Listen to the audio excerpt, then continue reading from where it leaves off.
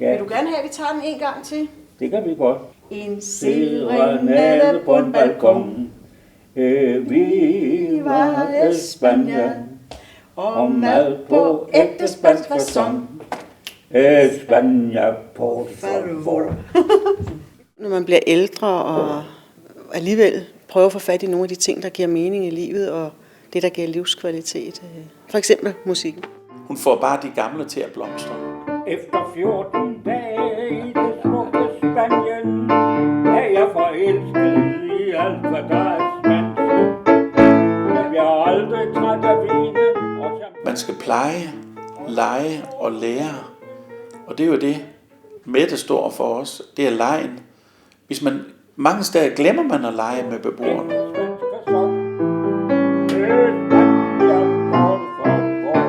Det gælder om at få det bedste ud af livet, ung, ældre eller gammel. Men også når man kommer på plejehjem, da det er ikke let for alle at bo på plejehjem. Det kan være forbundet med stor sorg at skulle tænke på, at det er den sidste tid i ens liv.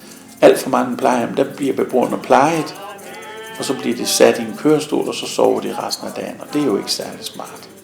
For det kan man ikke leve af, siger Katie Eriksen.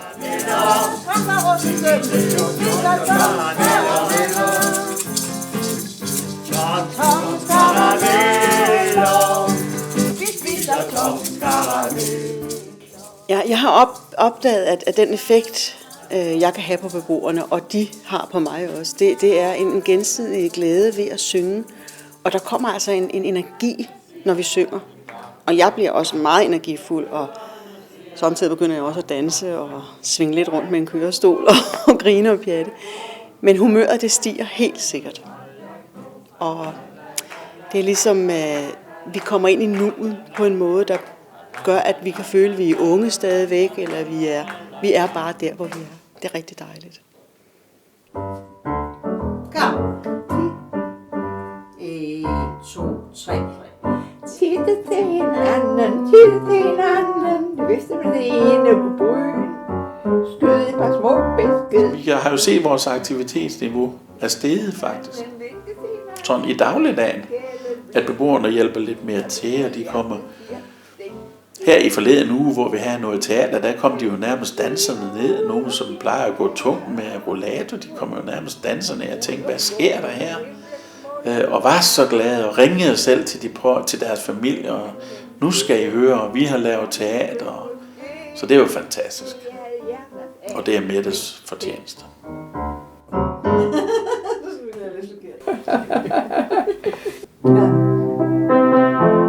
Hun har sådan en stor bredde, så hun når utrolig meget, når hun er her. Pengene er givet virkelig, virkelig godt ud, fordi man får så meget ud af de penge igen, i form af glæde og sjov og ballade. Ikke? Og hun forstår både at få en hel afdeling til at blive glade og komme op og køre for beboerne. Beboerne kommer nærmest selv ud af stuerne, når Mette begynder på klaveret. Ikke? Ja, det er en succes af høj kvalitet. Hvis du virkelig kommer frem til det sommerkamp. Det er meget sødt. Det er dejligt. Og jeg gør det specielt til forstandere, som tænker, at de ikke har penge til noget. Man får rigtig meget for de penge, Mette skal have, for at komme ud som terapeut. Og man kan jo købe en pakke hos hende med 10 gange undervisning, eller hvad hun nu tilbyder. Og så kan man prøve det, og så kan man se, hvad det gør. Der er ligesom en forventning om, at der sker noget godt, når vi er sammen.